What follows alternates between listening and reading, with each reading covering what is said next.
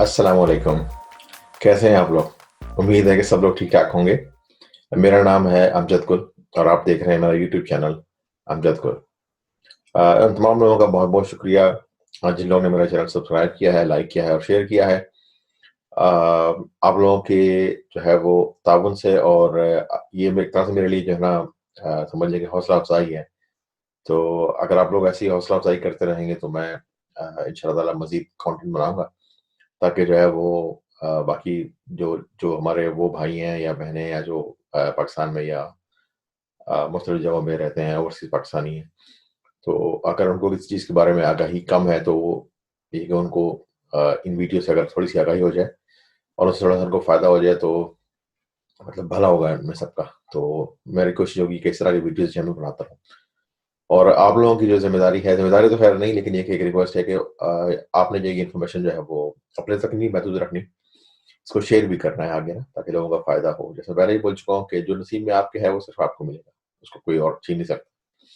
लेकिन अगर आप किसी की मदद कर देंगे, किसी को हेल्प कर देंगे, किसी को गाइड कर देंगे, तो हम इसको बोलते हैं सदका जारिया। तो ये एक सदका है, ठीक है ना? तो आपने इसको भलाई का काम समझ के जो है ना, आपने जो है एक-दूसरे की मदद करनी है, ठीक है? तो इस तरह से अगर हम एक-दूसरे की मदद करें, एक-दूसरे का साथ दें, ताउन करें, तो ये कि सब जो है का फ़ायदा होगा। छुपाना कुछ नहीं है, सही? अच्छा, तो भाइयों, बहनों और बाकी सब आम लोगों मुझे उम्मीद है कि अब तक का जो कंटेंट है उससे आपको थोड़ा बहुत फ़ायदा हुआ होगा। 2-3 चीज़ें मुझे आज जो मैं बात करनी थी जिसके लिए मैंने ये वीडियो बनाई है। ये कोई ट्रेनिंग वीडियो नहीं है, लेकिन इसमें जनरल डिस्कशन करनी थी मुझे आज आप लोगों से, ताकि आप लोगों को मैं ये आइडिया दे सकूँ कि इन जनरली जो है मार्केट में क्या हो रहा है, ट्रेंड किस तरह के जा रहे हैं, ठीक है? अच्छा, पाकिस्तान में ज़ाहिर बात है कि जो मौक़े हैं ज़रा कम हैं, नौकरियाँ ज़रा इतनी ज़्यादा नहीं हैं, लेकिन टैलेंट बहुत है, नो डाउट। बच्चे और बच्चियाँ अच्छा काम कर रही हैं और उनको तलब भी है सीखने की और वो कोशिश भी करते हैं। लेकिन ये कि मौक़े ज़रा कम हैं। अच्छा, अब हमने ये बात करनी है कि आज जो मैंने बात करनी है कि खौफ़ जो है वो कैसे ख़त्म किया जाए हमारे लोगों में से। बहुत सारे लोग हैं उनको ये खौफ़ है कि जो है ना वो अंग्रेज़ी हमें नहीं आती। तो मुझे आपसे ये कहना है कि यार इसमें आपको डरना नहीं है, ठीक है? हर चीज़ का जो है ना कोई न कोई हल मौजूद होता है। मिसाल के तौर पर आप एक बिज़नेसमैन हैं, आप बोलते हैं यार मुझे जो है ना ई-कॉमर्स से काम करना है लेकिन मुझे जो है वो अंग्रेज़ी नहीं आती, तो मैं नहीं कर सकता। लेकिन भाई आप हो सकता है ये काम जो है वो वहाँ जो इस तरह से पाकिस्तान में ऐसे लड़के होंगे, एक आइडिया दे रहा हूँ, जो इनको अंग्रेज़ी आती होगी और वो कंप्यूटर का काम भी जानते हैं लेकिन उनके पास नौकरी नहीं होगी, सही है? तो अगर आप इस तरह के लोगों को हायर कर लें, तो उसमें विन-विन हो जाएगी ना, तो थोड़ा-सा आपका फ़ायदा हो जाएगा क्योंकि आपको जो काम नहीं आता वो ये लोग कर देंगे और इनको नौकरी की ज़रूरत है तो ये आपका काम कर देंगे, ठीक है? दोनों का फ़ायदा हो जाएगा इसमें। इस तरह से जो है ना आप ये हल निकाल सकते हैं और अंग्रेज़ी से डरने की ज़रूरत नहीं है आप लोगों को, उसमें कोई झिझक वाली सिर्फ़ मेहनत की बात होती है। जो यहाँ पर जो लोग अंग्रेज़ी बोलते हैं, ज़ाहिर बात है जो पैदा होते हैं माँ-बाप के घर में बोल रहे होते हैं तो वो सीख जाते हैं बच्चे अंग्रेज़ी, ठीक है? इस तरह से अगर आप लोग पाकिस्तान में हैं या और कहीं हैं, जो भी ज़बान आप बोलते हैं पंजाबी, सिंधी, उर्दू, पश्तो, सराइकी अ, और कौन-कौन सी ज़बानें हैं वहाँ बलोची अगर आप बोलते हैं, तो जब आप घर में ये ज़बान आप देखते हैं बचपन से माँ-बाप बोल रहे होते हैं तो आप उसको उन लफ्ज़ों भी कर लेते हैं। तो यही बात ये है कंप्यूटर के हवाले से है कि अगर आप कंप्यूटर के काम में आते हैं, क्योंकि कंप्यूटर में तमाम चीज़ें अंग्रेज़ी में है, तो लोग जो है वो डर जाते हैं कि यार क्योंकि सब कुछ अंग्रेज़ी में है, तो मैं ये कर नहीं सकता, ये कर नहीं सकती, कोई बहुत मुश्किल है। ऐसा नहीं है, मैंने आपको पहले ही बैठ के दिया था कि आपने जो है वो डरना नहीं है, आपने जो है ना थोड़ी बहुत अंग्रेज़ी को जो है वो अंग्रेज़ी का जो खौफ़ है ना वो ख़त्म करना है अपने दिमाग से ना। ये कोई अनोखी बात नहीं है। देखिए असल में मसला ये है कंप्यूटर की टेक्नोलॉजी जो है वो पूरी दुनिया में ज़ाहिर बात है अंग्रेज़ी ज़बान में है। लेकिन जहाँ की जो पॉपुलेशन ज़्यादा होती है ना जिन मुल्कों की, उन मुल्कों में जो है वो बड़ी-बड़ी कंपनीज़ को क्योंकि क्लाइंट चाहिए होते हैं ना, तो वो सॉफ्टवेयर अपना ट्रांसलेट कर देते हैं उन लैंग्वेजेज़ के अंदर। मिसाल के तौर पे जो है मैं बता दूँ कि जो है जो बहुत सारी जो माइक्रोसॉफ्ट के प्रोडक्ट्स होते हैं, उनमें ये ऑप्शन मौजूद होता है जिसमें कि सॉफ्टवेयर पूरा सॉफ्टवेयर जो है ना उसकी ज़बान चेंज हो जाती है, अंग्रेज़ी से लोकल ज़बान में मतलब फ्रेंच हो गया या अरबिक हो गई या और दूसरी लैंग्वेज होती है। लेकिन क्योंकि पाकिस्तान में जो है उर्दू क्योंकि इतनी ज़्यादा उसकी डिमांड पाकिस्तान में तो है, लेकिन दुनिया में नहीं है ना, तो ये इतनी बड़ी मार्केट नहीं है उनकी नज़र में, इसलिए वो सॉफ्टवेयर को ट्रांसलेट नहीं कर रहे उर्दू के अंदर। तो जब तक वो नहीं कर रहे, तो हम हाथ पे हाथ रख के तो नहीं बैठ सकते ना। तो आपको जो है ना अपना ये डर खत्म करना है अंग्रेज़ी का, ठीक है? तो मैंने आपको कहा था कि जो भी आपको मिसाल दे रहा हूँ आपको, अगर आपको अंग्रेज़ी में कोई लफ्ज़ मिलता है या कोई अंग्रेज़ी में जो है वो जुमला मिलता है, आपको नहीं पता इसके मायने क्या है। आप जाएँगे google.com पर और वहाँ पर लिखें गूगल ट्रांसलेट, ठीक है? या ट्रांसलेटर। उसमें जो है 2 विंडो बनी हुई आ जाती हैं। एक तरफ लिखा हुआ आता है इंग्लिश, एक तरफ लिखा आ रहा होता है जो ज़बान आपने सेलेक्ट करनी है। आपने जो अंग्रेज़ी में लिखा हुआ है ना उसको कॉपी करें, पेस्ट कर दें उस फ़ोल्डर के अंदर, उस डब्बे के अंदर, लेफ्ट हैंड साइड के ऊपर नॉर्मली होता है। और राइट हैंड साइड के ऊपर जो है वो जिस ज़बान में आपको चाहिए इसका तर्जुमा, यानी कि आपको उर्दू में चाहिए होगा तो आप उसको उर्दू सेलेक्ट कर लें। तो उसका तर्जुमा आ जाएगा। 100% एक्यूरेट नहीं होता, लेकिन ये है कि आपको मफ़हूम समझ में आ जाता है। समझ में आ गई मेरी बात? तो इस तरह से जो है वो आप शुरू-शुरू में जो है ना आपको अंग्रेज़ी के लफ्ज़ समझ में आने शुरू हो जाएँगे और फिर आप याद करना शुरू कर दें। और फिर ऐसा-ऐसा जो है प्रैक्टिस करेंगे ना, तो आपका डर खत्म हो जाएगा। तो एक तो मुझे ये बोलना था, आप में बहुत सारे लोगों के पास मेरे पास मैसेज आ रहे हैं कि वो ये कह रहे हैं कि जी वो मतलब बहुत ही बेसिक उसमें उर्दू में भी लिखे होते हैं मैसेजेस, और बेसिक अंग्रेज़ी में भी लिखे होते हैं। तो अंदाज़ा हो जाता है कि वो शायद अंग्रेज़ी की ज़बान पे उनकी अभी इतनी गिरफ्त नहीं है। तो आपने अपनी ये कमी को पूरा करना है, इस कमी को लाज़मी पूरा करना है, ठीक है? एक तो ये अंग्रेज़ी वाली बात जो थी, वो मुझे आपको बोलनी थी। इसमें बुरा नहीं मानिएगा कोई भी ना, तो अब हो सकता है बहुत सारे लोग बोलें कि जी उर्दू हमारी कौमी ज़बान है और उर्दू में सब कुछ है। चाइना में देख लें, वो लोग चाइनीज़-वाइनीज़ ही बोलते हैं अंग्रेज़ी, फिर भी वहाँ पे काम करने के लिए आते हैं। ठीक है, लेकिन चाइना की मार्केट इतनी बड़ी है ना, और वहाँ पे इतना ज़्यादा काम हो रहा है कि यकीन करें, यूरोप में, अमेरिका में लोग चाइनीज़ ज़बान पढ़ते हैं और वहाँ जाके जो है ना उनसे बिज़नेस करते हैं। और ज़ाहिर बात है कि बहुत बड़ी इकॉनमी है चाइना। तो पाकिस्तान अभी वहाँ नहीं पहुँचा ना, तो जब हम वहाँ पहुँचेंगे तब हम ये बोल सकते हैं, हम किसी को मजबूर कर सकते हैं कि नहीं आप उर्दू सीखें, हम अंग्रेज़ी नहीं सीख रहे। तो जब तक नहीं वहाँ पहुँचते, जब तक ये कि आपको काम तो करना है, तो अंग्रेज़ी आपने लाज़मी सीखनी है। ठीक है? मैंने पहले भी आपको कहा था कि जो नॉलेज है ना, टेक्नोलॉजी जो हुआ है बड़ी तेज़ी से तब्दील हो रही है। मिसाल देता हूँ आपको, विंडोज़ जैसे हमारी विंडोज़ 10 चल रही है इस वक़्त, ठीक है ना? आपने किसी ने एक किताब लिखी है जो है ना विंडोज़ 10 कैसे काम करती है अंग्रेज़ी में। आपने पाकिस्तान में किसी बंदे को ढूँढा या किसी बंदे ने वो सोचा कि यार मैं ऐसा करता हूँ, ट्रांसफ़र कर देता हूँ उर्दू में ताकि लोगों को समझ में आ जाए। उसने अगर उसको ट्रांसलेट कर भी दिया पूरी अंग्रेज़ी ज़बान से उर्दू में, 1 साल के बाद, 2 साल बाद अगर विंडोज़ 11 आ गई फिर, तो ये जो है ना ये प्रैक्टिकल नहीं है कि हर किताब और हर जो है ना नॉलेज, हर आर्टिकल जो है ना वो ट्रांसलेट किया जाए उर्दू के अंदर। और ये होते-होते भी टाइम लग जाता है बहुत ज़्यादा। तो जब तक आपको मिलेगी ना उसकी ट्रांसलेशन उर्दू के अंदर, उस वक़्त तक टेक्नोलॉजी चेंज हो चुकी होगी। सही है? तो सिर्फ़ ये समझाने का मकसद ये है कि अंग्रेज़ी से आपको डरना नहीं है और अंग्रेज़ी पे आपने अपना खौफ जो है ना उस पे काबू पाना है। डर है बेसिकली और कुछ नहीं। मैं ये बोलता था कि यार ये जो लोग अंग्रेज़ी बोलते हैं ना, ये शायद कोई और मखलूक होती है, या ये पता नहीं आसमानी मखलूक होती है या क्या होती है। तो इतना डर था मुझे अंग्रेज़ी से, ठीक है? लेकिन मैंने उस डर पे ना काबू पाया। मैंने किताबें पढ़ी, मैंने रिसाले पढ़े, मैंने उसके क्या नाम है जैसे कि अ, अंग्रेज़ी की जो है वो सीडीज़ जो है ना ज़ुबान अंग्रेज़ी सिखाने की, वो सीडीज़ देखी, पढ़ी। मैंने उसके वो डिक्शनरी पढ़ी, ठीक? मैंने उसके ग्रामर टेंसेस पढ़े, बहुत टाइम लगाया मैंने। लेकिन आखिरकार मैंने उसपे काबू पा लिया। तो आपने अपने खौफ पे जो है ना काबू पाना है, ठीक है? टाइम लगता है हर चीज़ में, ऐसा टाइम मगर बात है कोई चीज़ फौरन तो नहीं होती ना। लेकिन अगर आप टाइम लगाएँगे तो वो आप वहाँ पहुँच जाएँगे। दूसरी बात जो मुझे बात आपसे करनी थी वो ये थी कि जो है जो बात हो रही है, यार कंप्यूटर से पैसे कैसे कमाया जाए? ये हर कोई सवाल करता है ना।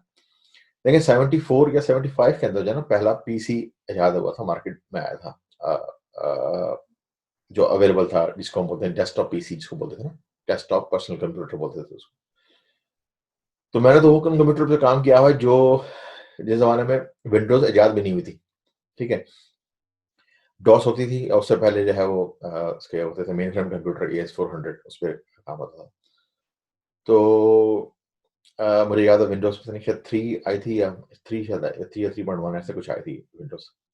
और मैंने ब्लैक एंड ग्रीन कलर के मॉनिटर्स के ऊपर काम किया है। ब्लैक एंड व्हाइट मॉनिटर उसके बाद आए थे, फिर उसके बाद जो है वो उस ज़माने में इंटरनेट पे मैंने काम किया है, जिस ज़माने में इंटरनेट की स्पीड में शायद 1 मेगाबाइट जो है ना वो 1 मेगाबाइट होती थी।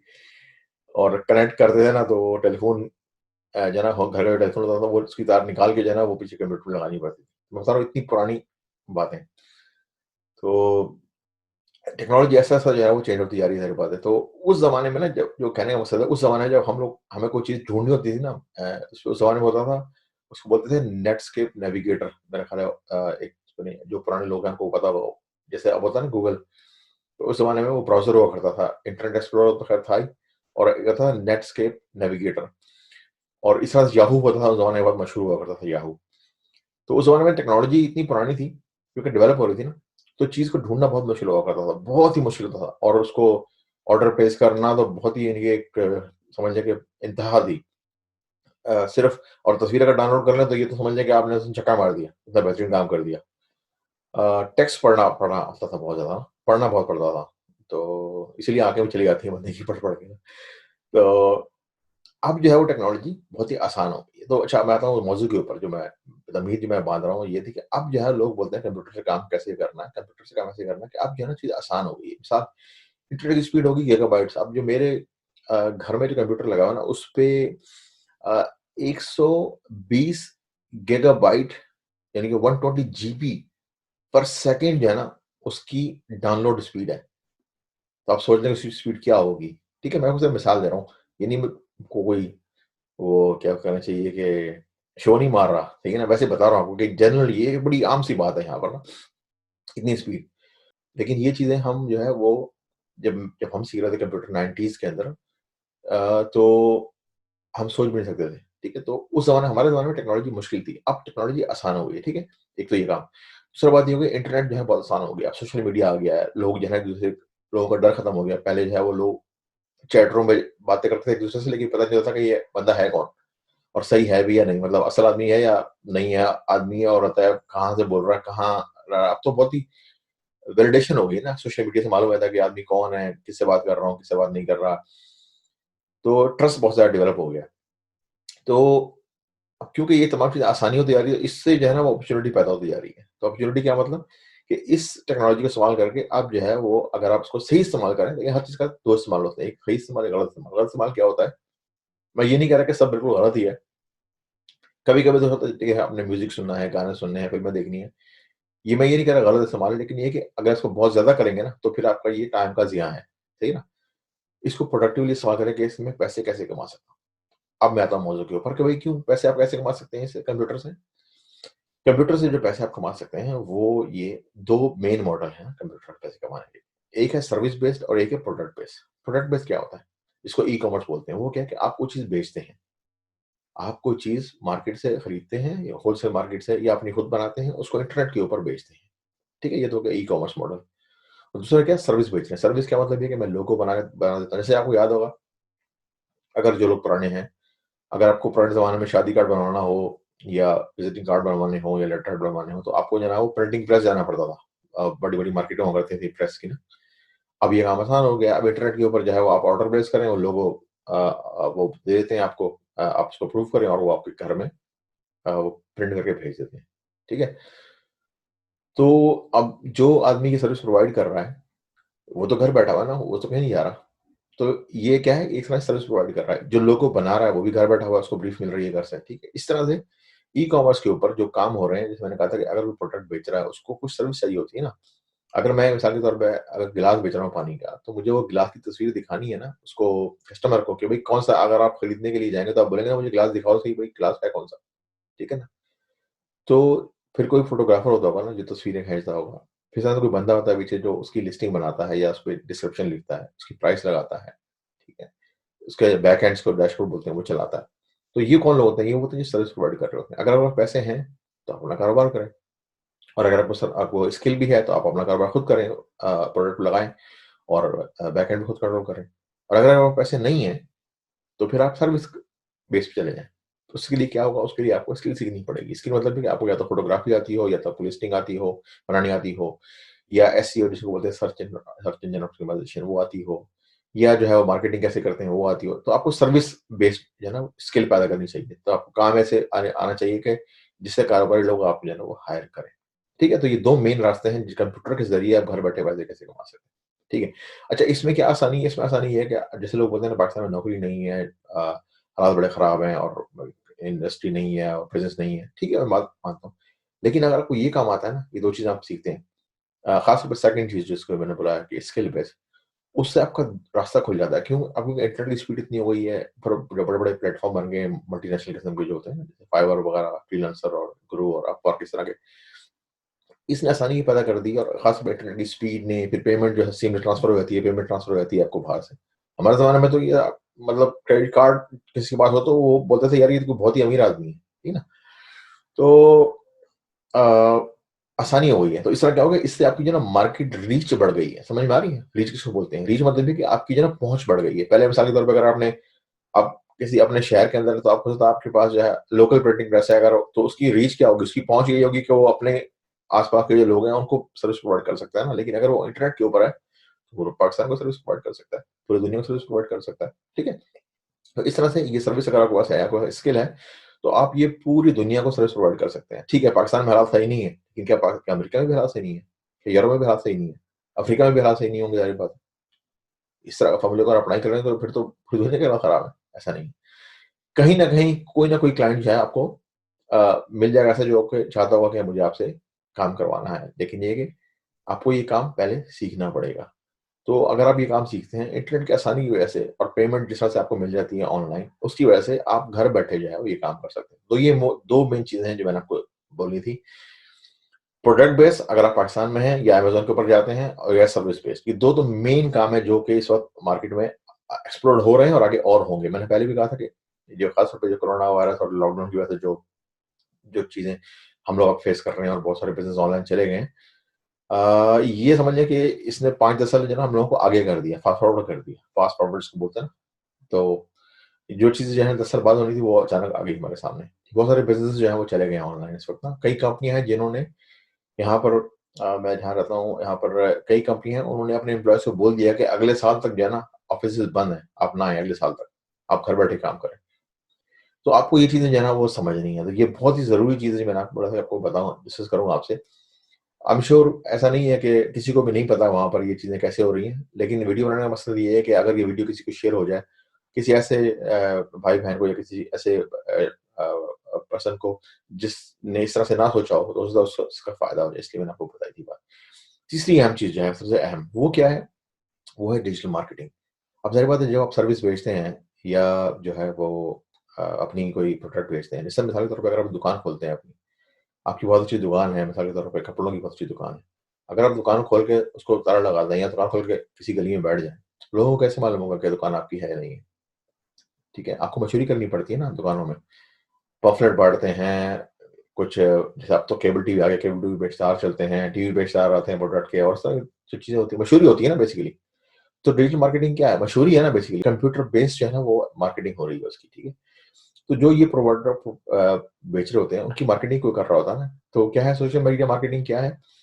जो लोग सोशल मीडिया के ऊपर हैं, यानी सोशल मीडिया के जो जो बड़े चैनल हैं वो कौन से हैं? फेसबुक है, गूगल है, हर चीज़ आप गूगल पे ढूँढते हैं, और इंस्टाग्राम है, लिंक्डइन है, और बाकी भी अदर, लेकिन जो मेन जो है वो इंस्टाग्राम, फेसबुक और गूगल है। सोशल मीडिया मार्केटिंग में जो सबसे बड़ा चैनल इस वक़्त मार्केट में इन है और पूरी दुनिया में जो पॉपुलर है, वो है फेसबुक। अच्छा, उसकी वजह क्या है? फेसबुक में जो यूज़र होते हैं ना, उन यूज़र का डेटा बहुत ही एक्यूरेट होता है। जब आप मार्केटिंग कर रहे होते हैं ना फेसबुक की, फेसबुक में, मिसाल के तौर पे अगर आपने कोई चीज़ जो है वो मार्केट करनी है, एक उसका सर्टेन एज ग्रुप होना चाहिए, तो उसमें फेसबुक के पास इतना ज़्यादा डेटा मौजूद होता है आपका, यानी कि कस्टमर का, कि जब आप मार्केटिंग कर रहे होते हैं ना, तो उसमें इतने ऑप्शन होते हैं। मिसाल के तौर पे अगर मैंने किसी आपको एक मिसाल देता हूँ, मुझे अगर कोई चीज़ बेचनी है, तो मुझे फेसबुक इतना ऑप्शन देता है कि किसको ये ऐड दिखाया जाए, यानी कि आदमी हो या औरत हो, उसकी उम्र कितनी हो, यूएस में जो है ये ऑप्शन आता है कि उसकी तनख्वाह कितनी हो।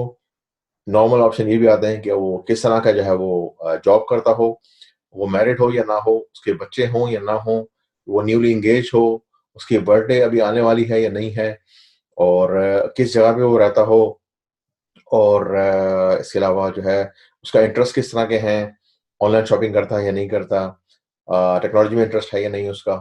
तो समझ लें कि वो प्रोफ़ाइल कर देता है ना फेसबुक, जो हम यूज़ कर रहे होते हैं ना फेसबुक, जो एज़ ए कस्टमर, जब आपके पास भी फेसबुक आईडी होती है, आप यूज़ करते रहते हैं, पूरा दिन जो है हम बैठ के फेसबुक पे चैट भी कर रहे होते हैं, इधर-उधर बातें भी कर रहे होते हैं। तो पीछे जो है ना बैक एंड पे फेसबुक जो है, वो डेटा कलेक्ट कर रहा होता है ना, तो वो डेटा जो है वो बड़ा इम्पोर्टेंट होता है एडवर्टाइज़र्स के लिए, ठीक है? मिसाल के तौर पे अगर मैं 1000 ऐड छपवाता हूँ, एक 1000 मैं पम्फलेट छपवाता हूँ और मैं वो ऐसे ही रैंडम लोगों को बाँट देता हूँ। मिठाई की दुकान है, मिसाल के तौर पे जो है ना मैं बाँट देता हूँ 1000 लोगों को। उसमें मालूम हुआ कि जी वो 1000 में से जो 600-700 लोग जो हैं वो हैं जो मिठाई खाने के शौकीन ही नहीं है। तो वो ज़ाया हो गया ना मेरे लिए, वो जो 600 पोस्टर हो गया 1000 में से, ठीक है ना? लेकिन देखिए अगर मुझे मालूम हो कि जो है वो इस इलाके के अंदर जो है वो 500 लोग हैं जो मिठाई खाने के शौकीन हैं और ये लोग हैं, तो मैं वो पोस्टर सिर्फ़ उन्हीं लोगों को दूँगा ना जिन लोगों का उसमें इंटरेस्ट होगा, सही है? तो उससे क्या होगा, मेरा चांस ज़्यादा होगा कि जो है वो लोग दुकान में मेरी आएँगे वो चीज़ खरीदने के लिए। तो इस तरह से फेसबुक जब आप एडवर्टाइज़मेंट कर रहे होते हैं ना, तो आपकी टारगेट मार्केट जो है वो इतनी ज़्यादा एक्यूरेट होती है, तो आपको पता होता है कि मैं किसको टारगेट करने जा रहा हूँ, ठीक है? टीवी की तरह नहीं, टीवी में जो स्टार चल रहा होता है, टीवी में तो स्टार पूरी दुनिया को आ रहा होता है ना, लेकिन आप सोचिएगा अगर टीवी ऐसा हो जाए कि उस टीवी में यानी कि स्पेशलाइज़्ड स्टार उन लोगों को आ रहे हों जिन लोगों का जो है वो उस प्रोडक्ट से ताल्लुक हो, ठीक है? तो कन्वर्जन बढ़ जाएगी ना। तो ये भी पूरी साइंस है मार्केटिंग की ना कि कैसे की जाती है। तो ये बहुत ज़्यादा काम हो रहा है इस वक़्त ना फेसबुक के ऊपर और ये पाकिस्तान में बहुत बड़ी मार्केट मौजूद है। अगर आपको कोई अच्छा काम आता है ना मार्केटिंग का फेसबुक का, तो आप पाकिस्तान में ही क्लाइंट ले सकते हैं। पाकिस्तानियों को भी ज़रूरत है, ज़ाहिर बात है अगर कोई मार्केटिंग करवानी है। ये बहुत अहम चीज़ है और फेसबुक जो है शायद आपको मालूम होगा, अगर नहीं मालूम तो बता देता हूँ। इंस्टाग्राम जो है वो अब जो है वो फेसबुक की ओनरशिप में है। फेसबुक ने खरीद लिया इंस्टाग्राम को, ठीक है ना?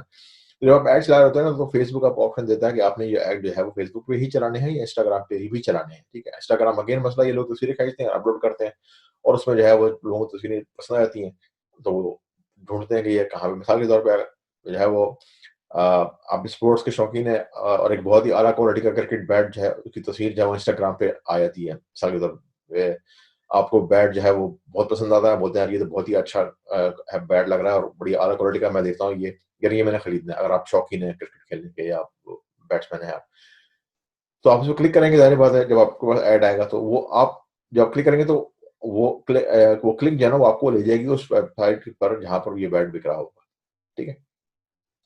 इस तरह से अगर मैं ये बोलता हूँ फेसबुक को कि मुझे फेसबुक पे ये वाला क्रिकेट का जो बैट है ना, इसके इश्तिहार सिर्फ़ उन लोगों को दिखाओ जिन लोगों का इंटरेस्ट हो क्रिकेट के अंदर, ठीक है? तो बहुत अच्छी बात हो जाएगी ना, ज़्यादा चांस है मेरा कि लोग जो है वो शायद खरीद लें मुझसे। लेकिन बजाय इसके कि मैं बोलूँ यार ये ऐड है और ये सबको दिखा दो, तो ज़ाहिर बात है फेसबुक दिखावा देगा सबको, लेकिन उसमें खर्चा बहुत आएगा, ठीक है? तो ये मेरा कहने का मकसद ये है कि इसमें बहुत ही एफिशिएंट मार्केटिंग होती है फेसबुक के अंदर और इंस्टाग्राम के अंदर। बाकी जो सेकंड ऑप्शन है बड़ा, वो है गूगल का। गूगल में क्या है, गूगल में बेइंतहा एडवर्टाइज़मेंट हो रही है। लोग जो है वो अब जो भी चीज़ सर्च कर रहे होते हैं, पहली चीज़ जो है वो क्या करते हैं, जो जाते हैं वो जाते हैं गूगल डॉट को अ, डॉट पीके के ऊपर, मेरे ख्याल है पाकिस्तान में अगर है गूगल का सर्वर या नहीं, बट गूगल पे जाते हैं वो, ठीक है? तो वहाँ से वो सर्च करते हैं सबसे पहले, ठीक है? वहाँ से फिर उनको पूरी सर्च रिज़ल्ट मिल जाता है ना, तो उसमें क्या होता है कि आप देखा होगा जब आप सर्च करते हैं ना गूगल के अंदर कोई चीज़, तो गूगल के शुरू में पहली 2 लिस्टिंग के ऊपर लिखा आ रहा था स्पॉन्सर्ड, लिखा हुआ रहा था उनके ऊपर छोटा-सा। तो वो कंपनियाँ हैं जिन्होंने ना उसको उन कीवर्ड के अगेंस्ट ही ऐड दिया होता है। मिसाल के तौर पे आपने लिखा कि ये है बेस्ट कार इन पाकिस्तान आपने सर्च कर लिया, ठीक है? तो कोई कोई शोरूम होगा जो कारें बेचता होगा, वो बोलता होगा यार कोई आदमी अगर सर्च करे ना बेस्ट कार इन पाकिस्तान तो मेरा शोरूम का ज़रा ऐड दिखा दें। गूगल को आप उसने पैसे दिए होंगे, ज़ाहिर बात है। तो जब वो लोग सर्च करेंगे ना बेस्ट कार इन पाकिस्तान, तो गूगल क्या करेगा, उस शोरूम का ऐड जो है ना वो उसके सर्च रिजल्ट में दिखा देगा पहले पेज के ऊपर, ठीक है? और देखिए लिखा होगा छोटा-सा स्पॉन्सर्ड लिखा आ रहा था, लेकिन उससे क्या होगा कस्टमर की नज़र वहाँ पड़ जाएगी, ठीक है? तो हो सकता है कस्टमर उसको क्लिक करेगा, जब उसको क्लिक करेगा, अगर सिर्फ देखेगा तो पैसे नहीं है उसके, जब वो क्लिक करेगा तो कस्टमर जो सॉरी गूगल जो है वो फिर चार्ज करेगा उसको क्लिक करने के, इसको बोलते हैं पे पर क्लिक। और फिर कस्टमर खरीदे ना खरीदे वो फिर बात की बात है, लेकिन ये है कि गूगल का जो काम है वो ये था कि एक कस्टमर को या एक पोटेंशियल कस्टमर को जो है वो वहाँ पर ले गया। यानी कि शोरूम पे तो नहीं, लेकिन उसकी वेबसाइट पे लेके चला गया। तो ये बेसिकली पूरी साइंस होती है मार्केटिंग की। तो ये बहुत बड़ी फील्ड है जो कि आगे एक्सप्लोर होने जा रही है। सोशल मीडिया मार्केटिंग और गूगल मार्केटिंग। अच्छा अगेन यही ऐड जो है वो यूट्यूब में भी आ रहे हैं, तो गूगल से के थ्रू ही ऐड कंट्रोल हो रहे होते हैं।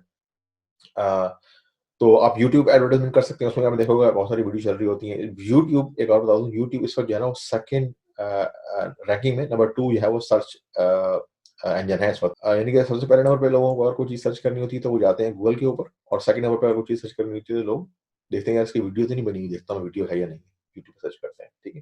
तो इस तरह से लोगों ने क्या किया, वहाँ पे भी ऐड आने शुरू हो गए।